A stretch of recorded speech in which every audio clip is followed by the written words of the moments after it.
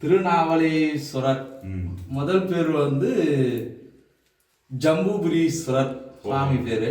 ஜம்புகாரண்யம், கிருதயுகம், திரேகாதிகம், துவாபரயுகம், கலியுகம் 4 யுகமாக சுவாமி இருக்கார். ரெண்டாவது பேர் வந்து சுவாமி பேர் வந்து நாவலேஸ்வரர். அதுக்கப்புறமா தான் இங்க அம்பாள் வரா. அதனால அம்பாள் பேர் வந்து நாவலாம்பிகை. அதுக்கப்புறம் சுந்தரர் 8வது நூற்றாண்டுல இங்க பிறக்கிறார். சுந்தரமூர்த்தி சுவாமி பிறந்த ஸ்தலம் இது மெயின். சுந்தரர் வந்து அம்பாளுக்கு வந்து சுந்தராம்பிகை என்று அழைக்கிறார். அதுக்கப்புறம் திருத்தொண்டீஸ்வரர் என்று அழைக்கிறார். அதுக்கப்புறம் சுந்தரர் வந்து பக்தஜனீஸ்வரர் என்று சுவாமி பேரை அழைக்கிறார். அது மனோன்மணி என்று அழைக்கிறார். இந்த 4 பேரும் சுந்தரரால சுவாமிக்கு பேர்பட்ட ஸ்தலம். 4 கிருதயுகம், திரேகாதிகம், தாபரிகம், கலியுகம் பல்லவர் காலத்துல சுவாமிகளை வச்சிருக்காங்க. பிரகாரத்துல சூரியன் வழிபட்ட திருஷேத்திரம். பங்குனி 23ஆம் தேதி 27 சுவாமி அம்பாலும் ஒரே நேரத்துல சூரிய ஒளி வருங்க. சூரியனுக்கு அங்க நவகர பார்த்து சூரியன் வந்து சுவாமியை பார்த்தே இங்க இருப்பார். அதனாலதான் இங்க நவகரத்துல வந்து சூரியன் வந்து மேற்க பார்த்து இருக்கிற கஷேத்திரம் இது. ஏப்ரல் மாதம் 6ஆம் தேதியிலிருந்து 10ஆம் தேதி சுவாமிக்கு சூரிய ஒளி தரிசனம். அந்த டேட்டு மாறாது. ஏப்ரல் 6ஆம் தேதி 10ஆம் தேதி வருஷா வருஷம் இந்த காலத்துல வரும். ராஜாதித்து இந்த கோயிலை கட்டுறார். ராஜாதித்தனா ராஜராஜ சோழனுக்கு 5வது தாத்தா வருவார். அவருக்கு மின்பட்ட ஆலயம்.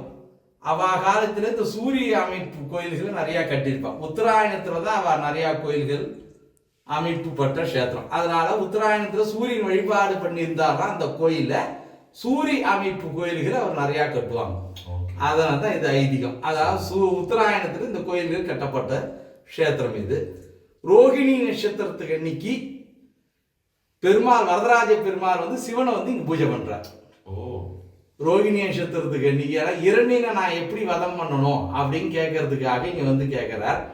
கேட்கும் போது இங்க அவருக்கு வைநாசி தோஷம் நிவர்த்தி ஆகுது. நீ இரண்டினை வதம் பண்ணிட்டு சிங்க சுரூபத்துல வதம் பண்ணிடு அப்படின்னு சொன்ன உடனே அவர் உடம்புலாம் மாறிடுது. வைநாதி தோஷத்துக்கு திருப்பி வந்து பூஜை பண்ணி தோஷத்தை நிவர்த்தி பண்ண கஷேத்திரம். ஏன்னா நாவல் மர அதிபதி வந்து மகாவிஷ்ணு. அவர் தான் நாவல் மரத்துக்கு காக்கிறவர். அதனால நாவல் மரத்தில் இருக்கிற சுவாமி வந்து கேட்கிறார். இரண்டின வதம் செய்த 4வது அவதாரத்துக்கே மகாவிஷ்ணு இங்க வந்திருக்கார். அந்த சிங்கசூர் வந்து அவருக்கு. அதனாலதான் இங்க பக்கத்துல பரிக்கல் பூர்வம் சிங்கக்குடி வரத்துக்கு காரணம்.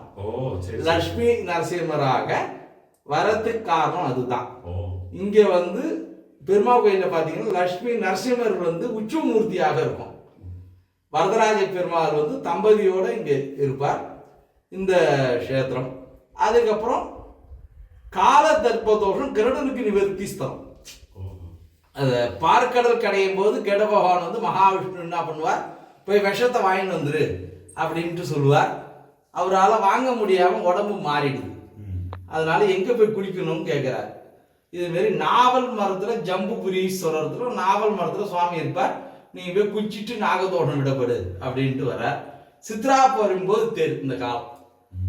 அவர் வரும்போது கோயில்ல குளம் கேட்கிறார். இந்த பகுதியில தண்ணி கம்மியாக இருக்கு. சாமுநதி தீர்த்தம் என்றது அவர் வரும்போது இருந்திருக்கு. சாமுநதி தீர்த்தத்தை பார்த்தாரு. அவரால் குளிக்க முடியல. அந்த தோஷம் விட பண்ண முடியல. ஏன்னா உடம்புலாம் வேற சுரூபத்தில் இருக்கிறதுனால கள்ளக்குறிச்சி பார்த்த கலுராவளியை தோண்டி கருட நதியை உருவாக்குறார். அதான் கெடில நதின்னு. கடலூர் வரை நதியை உருவாக்கி கருடன் வந்து அந்த நதியில குளிச்சுட்டு போன பிறகு காலதர்ப்ப தோஷம் கருடனுக்கு நிவர்த்தி ஸ்தலம். அதனால அந்த சித்ரா பௌர்ணமி வந்து காலதர்ப்ப தோஷம் இங்க நிவர்த்தி ஆகும். சுந்தரமூர்த்தி சுவாமி 8வது நூற்றாண்டுல பிறந்து இங்க தட்சிணாமூர்த்தி வந்து நின்ற கோலத்தில் இருப்பார்.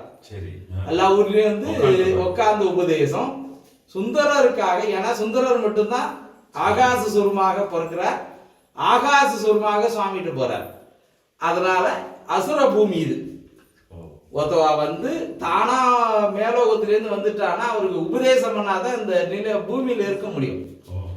அதனால கன்று வாகனத்துல விட்டு பூராட நட்சத்திரத்துக்கு அன்னைக்கு ரிஷப வாகனத்துல இருந்து உபதேசம் பண்ணதுனால பூர்ண ஜென்ம தோஷம் சுந்தர பகவானுக்கு நிவர்த்தி ஆகும்.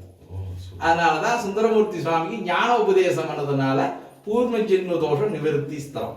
இது வந்து 27 நட்சத்திரத்தை பூராட நட்சத்திரக்கார ஆளுக்கு கோயில் இது, ரோகிணி நட்சத்திரத்துக்கு கோயில் இது. இது ரெண்டுத்துக்கு இங்க வருவா. இது சுந்தரர் எங்க இருந்தாரா? அங்க தனியா கோவில் அது வந்து பிறந்த இடம். அது சுந்தரமூர்த்தி மடம். அதுல வந்து சடையனா இருந்தார். அது மடம் தான். அது கோயில்ன்றது இதுதான். சுந்தர சுவாமி பூஜை பண்ணது வந்தது எல்லாமே இங்க அவர் தான். அதுக்கப்புறம் சுந்தரருக்கு அப்புறம் இங்க வந்து நரசிங்கமுனிய ராஜா சுந்தரர் தத்தெடுத்து வளர்க்கிறார். அங்க சுந்தரரும் ராஜாவும் 16 பட்டலிங்கம்.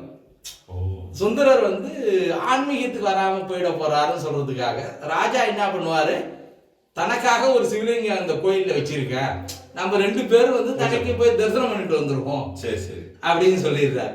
அதனால 16 பட்டலிங்கம் 63 கிட்ட இருக்கு. அகத்தியர் பூஜித்த லிங்கம் அது பக்கத்துல இருக்கு. சப்த ரிஷிகள் பிரம்மா, விஷ்ணு, சண்டிகேஸ்வரர், இந்திரன் அனைவருமே சுவாமி வந்து வழிபாடு பண்றா. வக்கர சுக்கிர தோஷம் ஜாதகத்துல வந்து வக்கர சுக்கிர தோஷம் சுக்கிர பகவானுக்கு இருக்கு. ஜாதகத்துல வந்து 3 ஸ்தானம் எப்போதுமே தடங்கள் இல்லாம இருக்கணும். குடும்பஸ்தானம், உத்தியோகஸ்தானம், திருமணஸ்தானம். முதல் ஸ்தானம்ன்றது அவருக்கு கஞ்சனூர். அது அக்னீஸ்வரர் சிவபெருமான் பேர். ஏன்னா சுக்கிரன் வந்து சிவபெருமான் விழுங்கிடுறார்.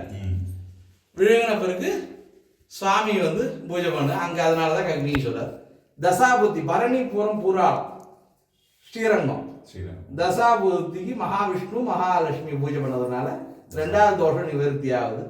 நீச்ச தோஷத்துக்காக இங்க நவகரபத்துல சிவலிங்கத்தை பிரதிஷ்டை பண்ணி வெள்ளிக்கிழமைக்கு பூஜை பண்ணுன்னு சொல்லியிருக்காரு. அம்பாள் மனோன்மணி